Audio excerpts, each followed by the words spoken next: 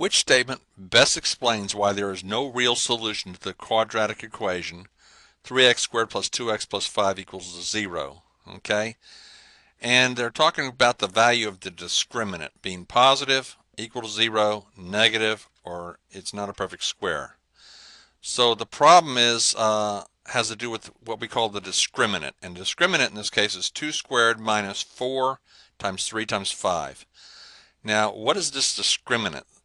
The idea of the discriminant. What is that? Okay, let's take our quadratic formula, okay, and our equation and use the quadratic formula where a is 3, b is minus 2, and c is 5, and take your quadratic formula and solve it for x here. Plug in a negative 2 in here for this.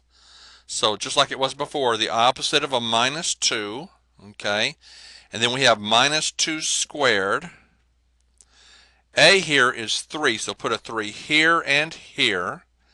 And C is 5, so put a 5 for the C. Okay? So the opposite of a minus 2 is a plus 2. Square negative 2. Negative 2 times negative 2 is a positive 4. 4 times 3, now leave the negative alone, but 4 times 3 is 12. And 12 times 5, leave the negative alone, 12 times 5 is 60. Okay? So then we have 4 minus 60 is a minus 56. Now, the square root of a negative number, this is why you don't get a real solution, okay? Because it's the square root of a negative 56. Let's see what we're talking about here a little bit more here. Let's go ahead and write it again. 2 times 3 is 6. 56 is really 4 times 14. Okay? Of course, leave the negative alone, but 4 times 14. And then split this into two square roots. We'll have the square root of 4 and the square root of negative 14. Once again, I have a problem with the square root of negative 14. I can do the square root of 4 and write what? 2. Okay? And then I can factor the 2 out. Factor a 2 out of this numerator.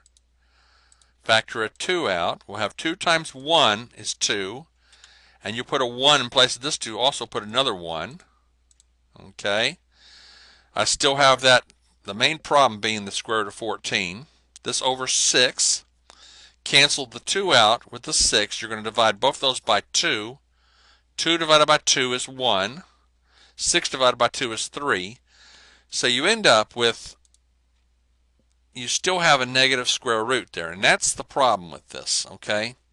If you finish solving this for x, what is the square root of a negative number? That's what makes this imaginary. It's not a real solution, okay?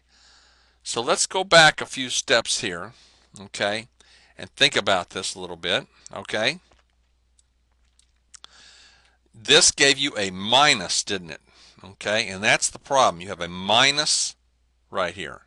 Okay, so then when you do all this here and it gives you a minus 56, that's your b squared minus 4ac. You have your b squared minus 4, this is a, and that's c. Forget about anything else. Let's just look at what's inside the square root. Okay, look at what's in there. You end up with a negative 56. In other words, when b squared minus 4ac equals a negative 56, then we have a problem here, okay? There's a problem because I cannot do the square root of a negative number, come up with a real solution, a real answer that we can graph, okay? That we can plot on a number line, okay? So the problem is when this, we call this thing the discriminant. What's inside here is the discriminant, and when the discriminant is a negative number, that means we're not going to have a real solution. Okay, so this 2 squared right here, minus 4 times 3 times 5, the fact that it gave you a negative 56, that was the problem. Is when the discriminant is negative, you're not going to get a real solution. Answer is C.